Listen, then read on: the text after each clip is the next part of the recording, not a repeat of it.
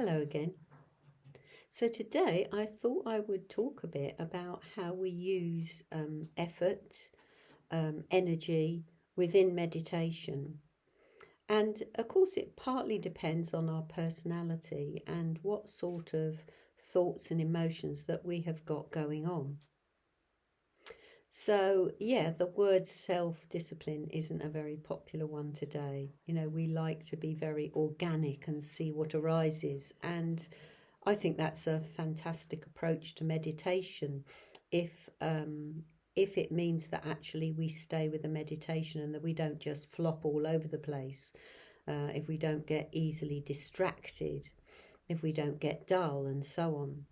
But actually, meditation is about applying ourselves and about having an intention. We've always got some sort of intention, some sort of goal, even though it's a real advantage if we can have no intention. So, this is the conundrum. This is the koan, if you like, of meditation.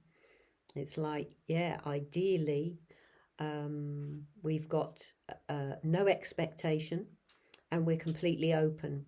We're in a lovely open space that's bright and alive, and we are able to just stay with what arises. But let's face it, that's often not the case.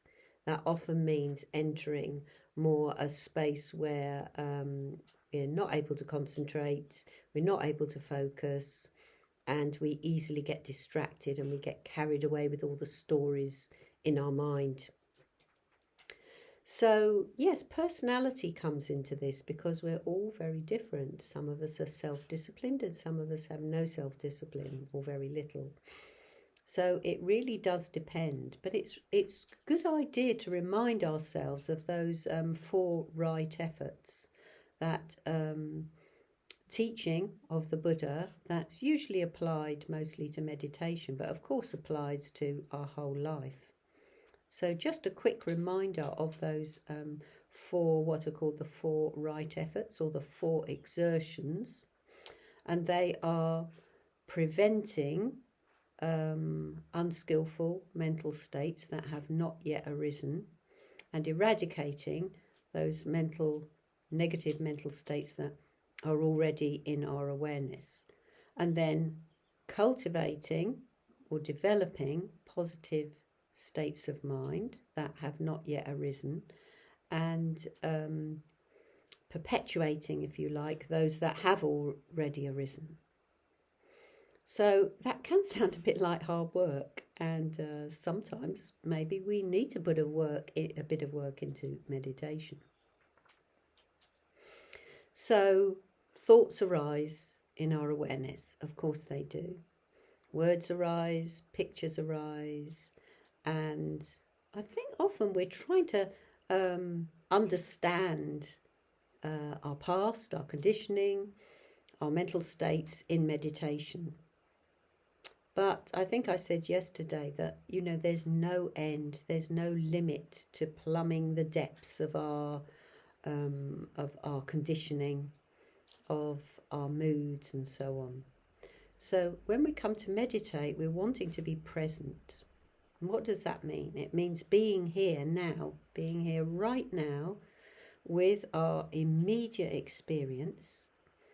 And within that immediate experience, knowing how to work with that experience so that we can encourage ourselves to have more spacious, open, bright, vivid states of mind, so that we can enter a state of clarity and openness.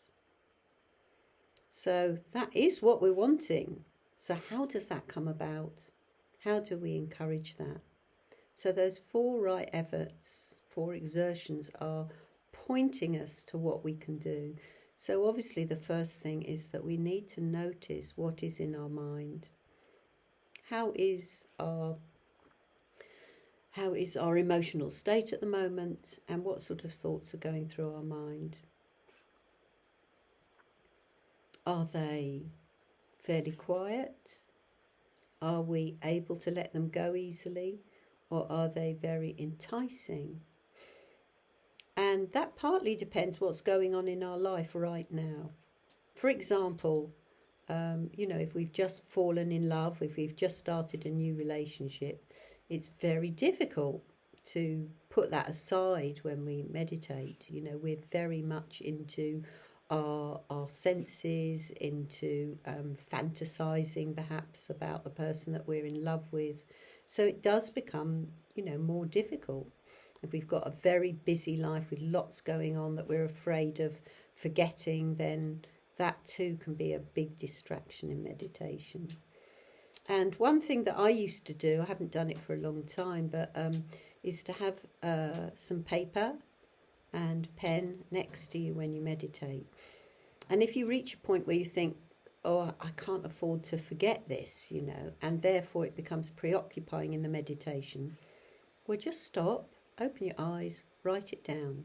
Just write yourself a note, a reminder that later on that's what you're going to give some focus to. You don't have to do it right now. You've decided to meditate. So, what is in our experience? Well, I think you'll find if you look that almost always you can find something pleasurable in your experience. I mean, in your senses. And that is usually in the bodily sense. So if you're not racked with pain, if you've not got a lot of very uncomfortable physical sensations, you're not freezing cold, you're not boiling hot, and you haven't got any particular physical pains, then actually our experience should be, or we should be able to tune into a sense of great pleasure. So aliveness, the energy in our body, is very pleasurable if we can learn how to drop deeply enough into it.